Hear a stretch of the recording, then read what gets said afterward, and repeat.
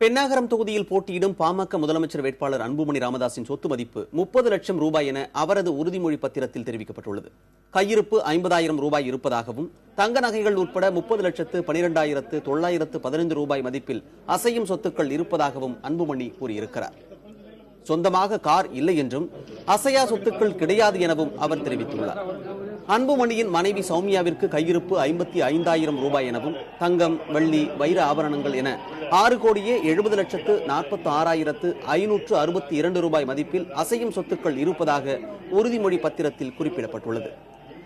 சௌமியாவின் அசையா சொத்துக்களின் மதிப்பு 26,21,93,500 ரூபாய் என்று தெரிவிக்கப்பட்டுள்ளது. அவருக்கு நிதி நிறுவனங்கள் மற்றும் வங்கிகளில் 3,95,43,468 ரூபாய் கடன் இருப்பதாகவும் கூறப்பட்டுள்ளது.